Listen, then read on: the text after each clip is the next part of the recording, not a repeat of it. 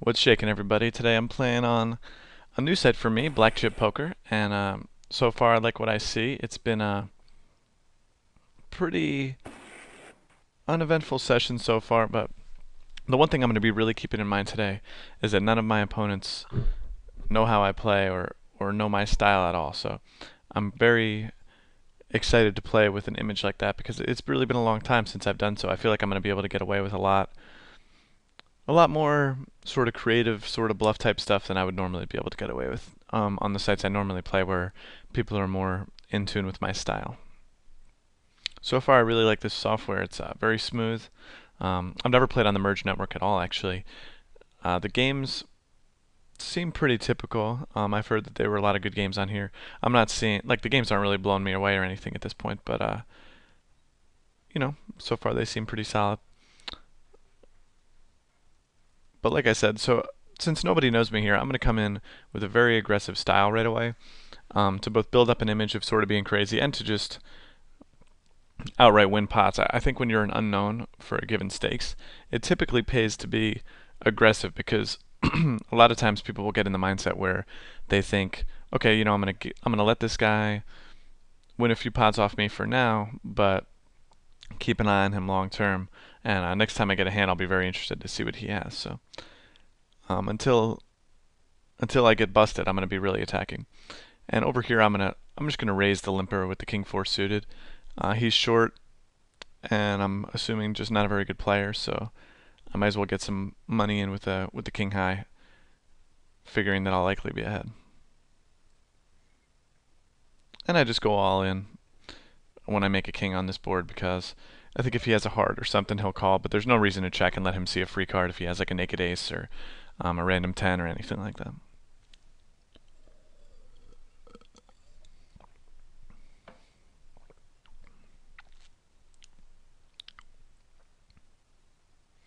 So far, I've noticed here that the opponents are three betting a fair bit. They are they seem to be playing a mostly straightforward post flop, although this guy, Texas Foldem, I guess.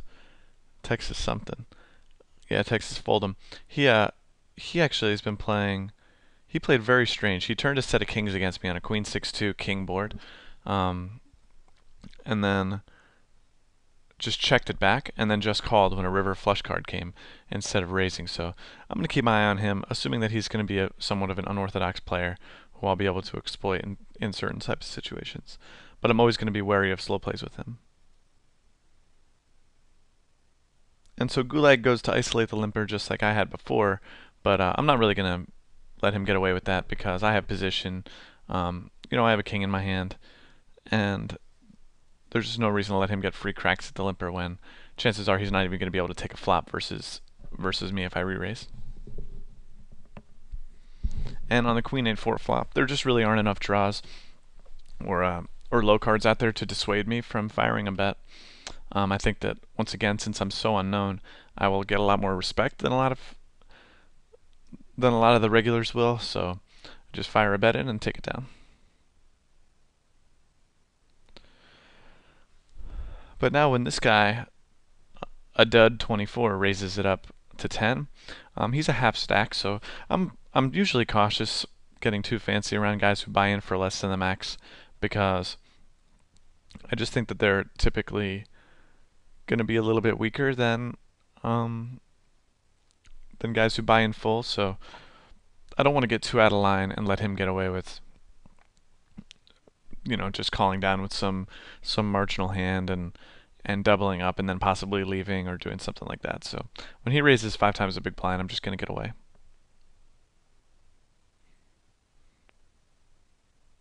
And then the reason I folded the king 6 there was that it's a fairly lousy hand, obviously, but I think the Texas Foldem is going to be isolating the limper a lot, and my hand basically has no implied odds or can't really do anything nice once it reaches the flop anyway. So I figure I can just get away and live to fight another day. My other option would have been to raise, but Texas Foldem is not a huge fan of me, so I didn't want to raise and give him even more incentive to try to steal the pot. Although I have bluff 4-betted a few times with some success already, so I think maybe on second thought, maybe raising might have been a little bit of a better play.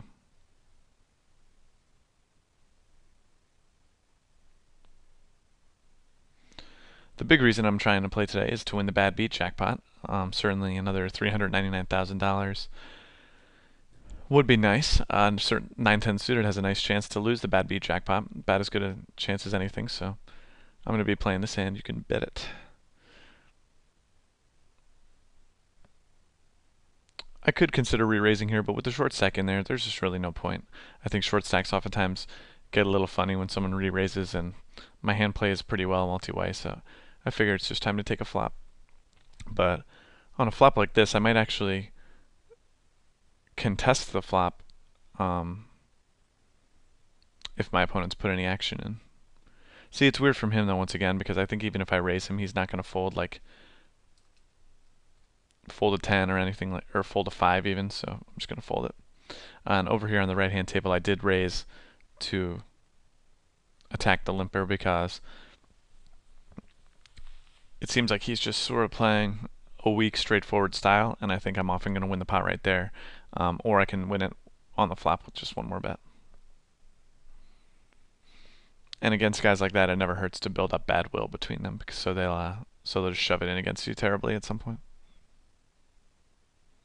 All right, so we flop an open-ended straight flush draw here. My plan is just to check though, and probably raise if this fella up here puts a bet in. I think it's Bajent or something. I could consider a call too to invite Allen into the pot, but I think just raising it up right away looks pretty good because I'm so often gonna, make a hand against this guy, and I don't really want to play a huge pot with Allen there, so I like to just raise and start thinking. So obviously now I make my straight. I'm basically sure I'm ahead, but I don't want him to fold, so I'm checking, giving him the opportunity to bluff it. Well, he flopped a straight, but I free roll him and take it down. So it's a bad beat for him certainly, but I wouldn't have played it differently.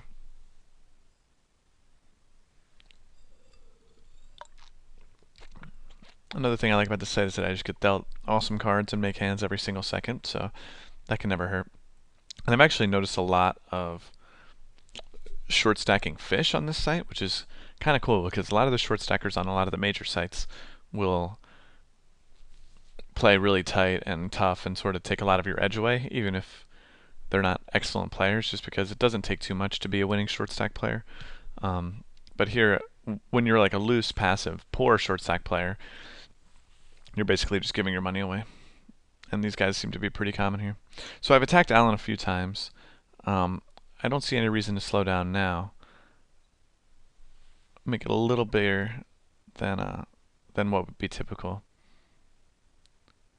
But I haven't been caught doing anything out of hand yet, so I figure I have good odds just to continue to attack flops and take things down. So the 3-5-7 is certainly not an ideal flop because my opponent's going to have incentive to represent low cards if I bet. But like I said, since I have a pretty tight image, oops, I didn't see my timer going down, but I was going to bet because I really think that since my opponent doesn't know much about me, it's going to be pretty tough for him to continue on the hand if he's weak. Here I checked by accident, but I'm just going to stick a raise in. I think that if he's not connected with the board, if he doesn't have a pair, he'll just fold. And my line looks pretty strong. I mean, I timed out and then instantly came back in, and I'm now putting a raise in. So obviously when he shoves, I have to get away, but this actually isn't the worst thing. I mean, it's obviously I don't like to lose the pot, but I gave myself a chance to win a slightly bigger pot, and now he's going to have his eye on me, and I can probably get better value if he ever sees me in a pot again. Like right now, he's definitely making a note that I can get out of line, I can make sort of fancy plays, and that can only be good for me. So, but I do want to caution people against taking lines like I just did in general. I usually wouldn't check raise as a bluff because that just is a pretty fishy line. It's not a line that most people take when they have a real hand. So if if you're taking a line you wouldn't normally take, for starters, you usually want it to be for value.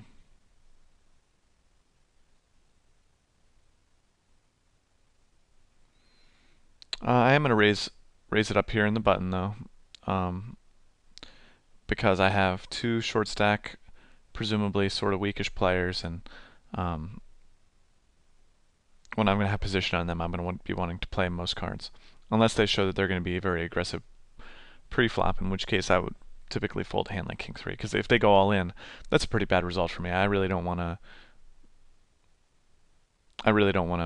be raising a lot of hands if they're going to just be shoving all in and making me fold.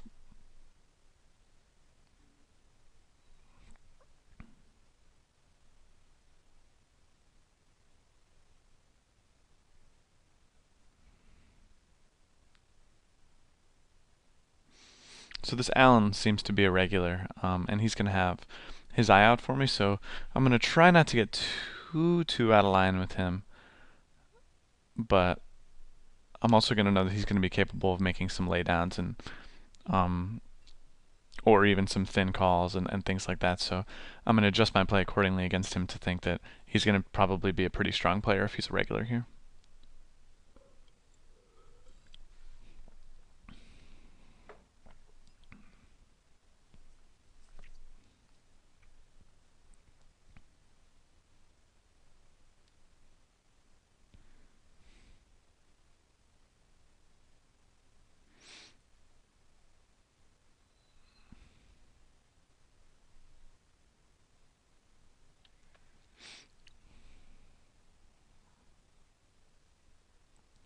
And we have yet another guy buying in short.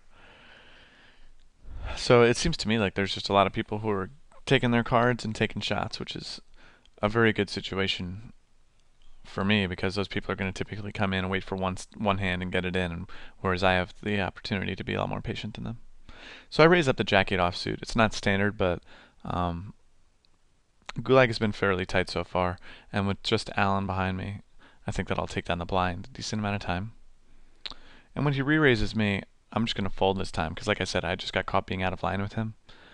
And I'm sort of saving it up to get out of line with him a little later, but in the near term, while it's very fresh on his mind, I'm just going to be a little more cautious. On the other hand, with the 2-3 suited against the new player, who I presume is not going to be super strong, I am going to raise it up with the idea that I'm going to be able to either take it down right there or win with some continued aggression post-flop too. So he raises the minimum against me, which sort of makes me think he doesn't have anything. I think he would slow play a 7. He might raise a 10 right away, but I'm just going to put in a little itty bitty bluff re-raise, because I think that's and I win, of course, because I think that's a sort of board where poor opponents think that they should bluff, but in reality, I know that a guy who's short stacked is almost always going to just be calling with the 7 there, worried that he won't get action. And he might take that line with a 10, but there's so many more hands he would bluff with than hands he would raise for value. So I'll put in a little bit of a raise and take it down. And I think that's really the key to beating these sort of the smaller end of the mid-stakes game, is just to be aware that a lot of our opponents can be tricky, but they might not be tricky on the most convincing situations. So if something doesn't feel right, it typically is a bluff. That's definitely one thing I found, and it seems like a lot of weaker players will take consistent lines with their sort of irrational bluffs. So you'll probably see me playing back. If you continue to watch my videos, you'll see me playing back at a lot of folks who are taking aggressive but sort of almost nonsensical lines. And so on the left here table here, Alan re-raised pre-flop, Gulag called, and Alan's taking a very, very strong line. I think if I were Gulag against a standard opponent, I'd probably need like a pretty sizable hand to call down here, because it's so much strength from Alan to continue to fire away bluffs on that board, and until you have a better read, you sort of have to give credit.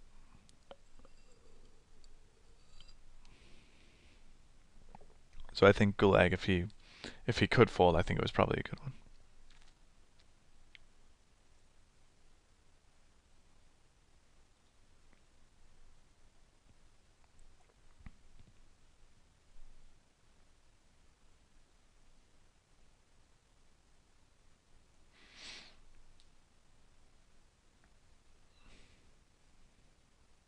So Queen Jack obviously is a standard raise there.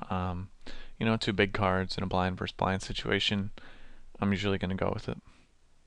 Now, the King 2019 raises behind me, and he only raised the minimum, so I'm going to call. But typically, Ace-8 is a pretty awful hand to call with from the blinds. And I flop an open-ended straight draw here. I have a couple options. I can basically either just check or bet. I'm going to put a little bet in, sort of hoping to take it down right away. Now, when he calls, though, I am going to check back because I think that he wouldn't check call the flop and check fold the turn, given the fact that he only has $25. So I'm essentially here hoping just to make a hand, you know, whether it's a pair or a straight.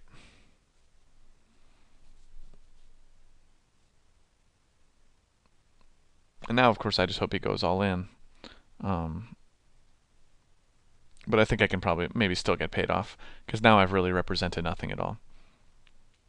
And so he has Queen 10. And our reach sort of bears out. But yeah, that's why I didn't shove the turn. He was definitely going to call. And it's aggression is all well and good, but against short stacks, it's pretty hard to get them to fold a pair. And when he check calls that flop, he's almost always got a pair.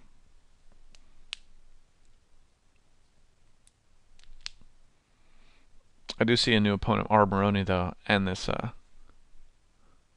Lazy Horse that have just joined the table. And against them, I'm going to try to be aggressive and play off my unknown image. Because I think they might think I'm like a player moving up in limits. They might think that I'm just a straight up donkey who's run a little hot. Because typically unknown players are poor ones.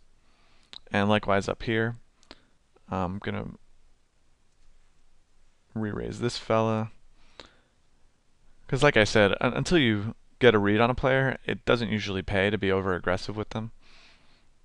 But luckily for me, I already do have a read on these players, which is that they're regulars at a $200 buy-in no limit game, which in general means that they're going to be aware of a lot of the things I'm talking about, like, you know, the fact that new players typically are poor, are straightforward, and things like that. So it's going to sort of be a leap of faith for them to take a stab at me. And I presume that this 3-star thing means that these guys play all the time, so that's also going to help me recognize who the regulars are and so on and so forth. So with the King Jack, I could re-raise over here. I could just take a flop, and I think I'll probably just take a flop. I don't really necessarily want to play this hand out of position if he calls, and my hand is kind of strong, and I don't really need to turn it into a bluff. So. And up here, I just re-raised him, and we're blind versus blind now. So I am going to call, actually, and take a flop, because his re-raise isn't all that large. And so he bets. It's kind of interesting, since I am a new player. I think he's relatively unlikely to bluff me on more than one street.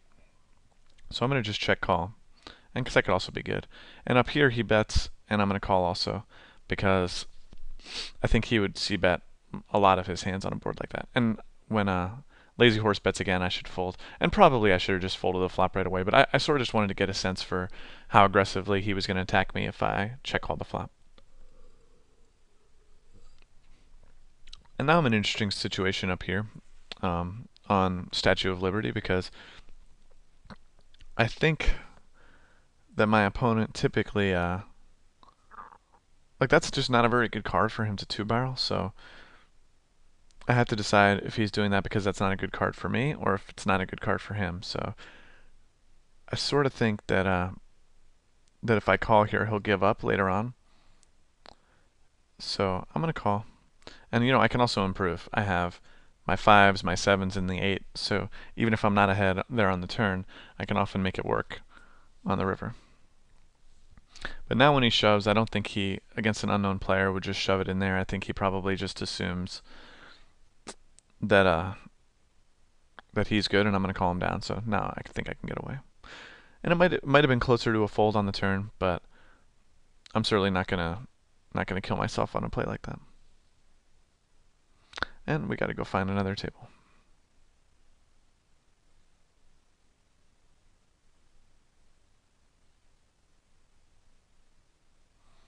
So this table's a little bigger. It's a 2-4 table. Buy-in's a little bit bigger, but that's fine. We're certainly happy to play a little bit bigger. And over here, since once again my opponents don't know me, I haven't played back at Armoroni yet, so I'm just going to stick a little raise in and see how he reacts to it.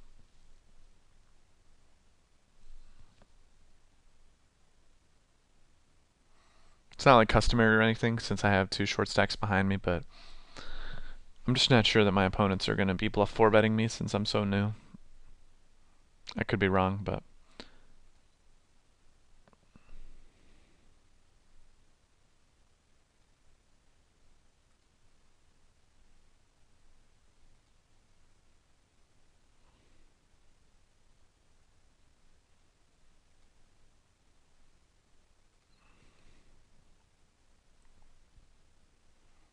and since this is a new site for me, it's sort of a transition to try to figure out where all the buttons are and stuff. So if I'm a little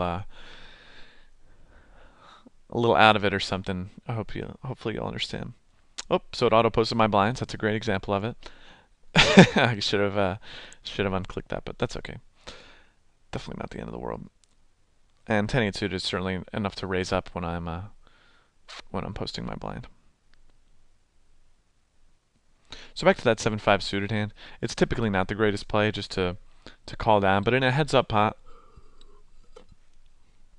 I think that the combination of the fact that I could have improved to the fact that my opponent can 2-barrel sort of makes it okay, although not customary. I think probably in a vacuum I should have folded. So,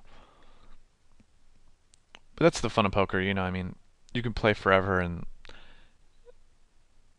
there's very seldom is there going to be a super clear-cut solution to any given problem.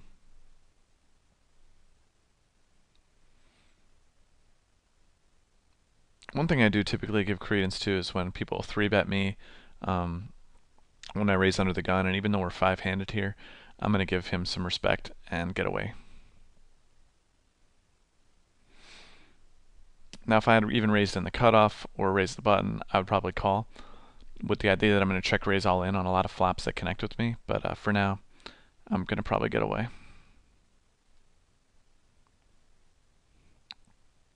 On the other hand, over here, Armoroni 4-bet us earlier and got us to fold.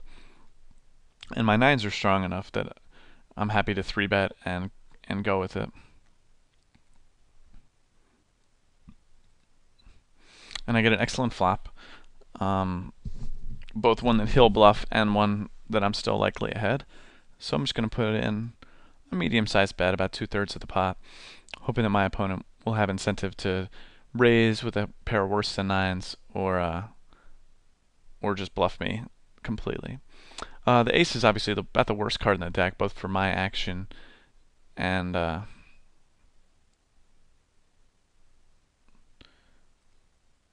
for his range. You know, it connects with him if he was calling down with just like ace queen or something. So I think I just sort of have to check here and see what happens. And likewise the king. It's a pretty terrible card as well. I don't think he has a king necessarily, but it's just going to make it harder for me to bet for value. So unfortunately, I think I was going to stack him if the ace didn't come. I would put him specifically on a hand like pocket 7s or something. So pocket 6s. Too bad. But it's always nice to pick up jacks right again. And up there, obviously, this guy, Hellrock, raised the small blind. I called him big blind with jack 10 suited, totally standard. And he decided to check a 9-6-2 flop. And I could consider a few different things there, but mostly the standard play is just a bet because he's usually just checking to give up on a flop like that, since it connects heavily with the range of someone who's just calling in the blinds. So I don't get a great flop for my jacks, king 8-4, but I think I'm going to fire one bet just because if I were going to bluff, I would always bet. So I think I'll bet once, and then I'll check to him on the turn. And I'm thinking that he'll take a showdown a lot of times if I have him beat. And now it's kind of funny that he bets because he only bet half the pot. So now I need to think: would he try to defend a hand like that's worse than mine? How many kings can he even really have? Because I think he would have shoved ace king pre-flop. So I am just gonna actually call once here, and then check to him on the river. And I think if he shoves, I'm done with it. Because at this point, I don't think he would ever play a bluff this way. And I was sort of getting a decent price, about 3-1 on the turn to call. And it's not great poker in general, just to be check calling and then check folding when because I'm getting an excellent price once again, better than 4-1. But I really don't think that there's a 20% or even 15 or 10% chance that I'm good anymore.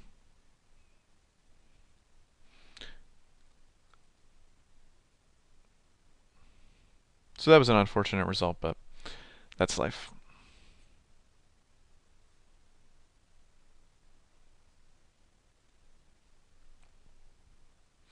And I'm also just sort of getting a feel for how my opponents on this site play. Um, game textures evolve across different sites, and you've just sort of got to be aware on what becomes commonplace on what sites. So you notice he bet half pot on the last hand, 64 into 128, and I had taken that sort of as a sign of weakness. But there was a time where a lot of people would make that bet sort of just set up an all-in river bet, and that could definitely be what he was doing, even though we only had about a full pot left on the turn. And actually, in retrospect, that may have been a red flag for me because it would be a very strange play for him to bet half the pot there with like pocket tens or 8-9 with the plan for folding the river because or with the plan to fold to an all in. It would be much better for him just to check it back and try to snap a bluff. And since he is a regular, I might have blundered there.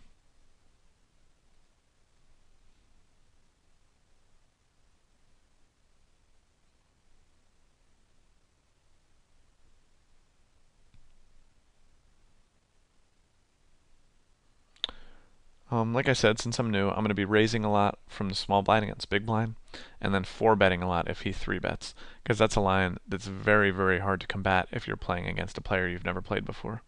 So I actually raised with the idea that my opponent would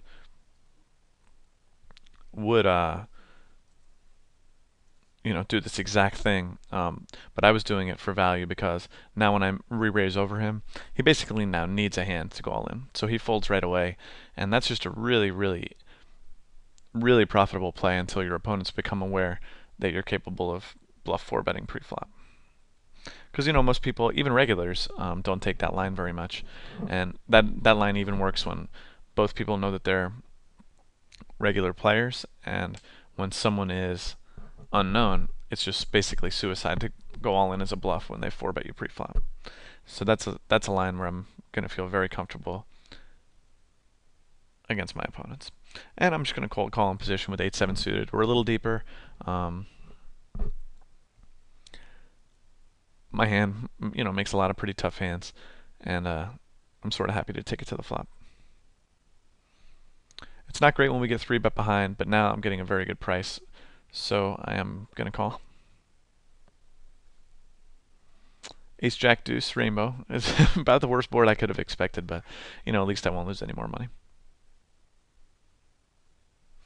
And when you hear me say getting a good price, that can mean a few things. It can mean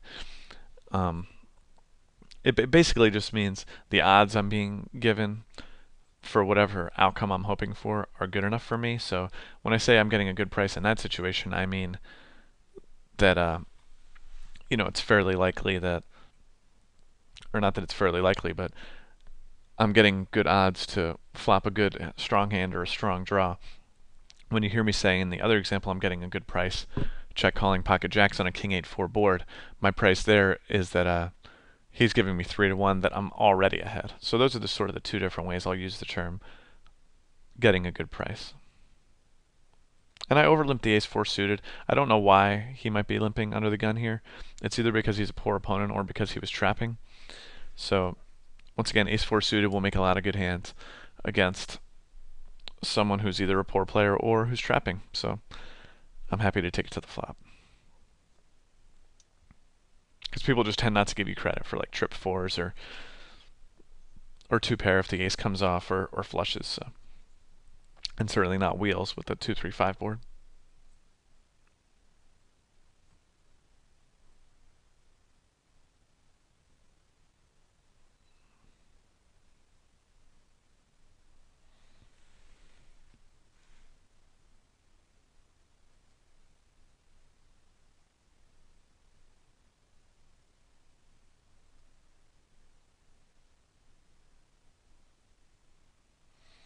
And a pretty standard button attack. The queen 10 off.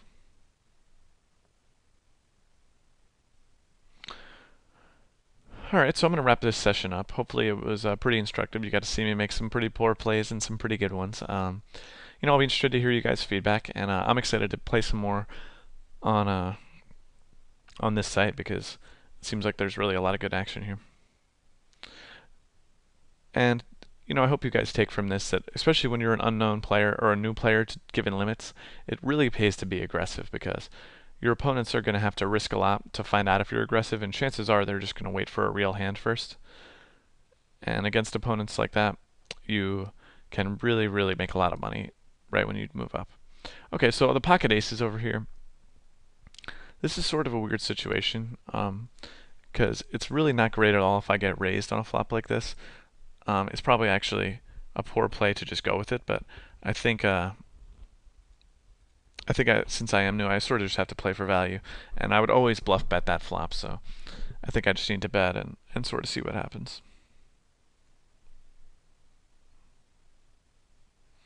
Because I think I can get 3 streets of value a lot of times from a guy who has a king, because like I said, people who like to bluff will always be firing multiple bluff barrels on 3 flush boards.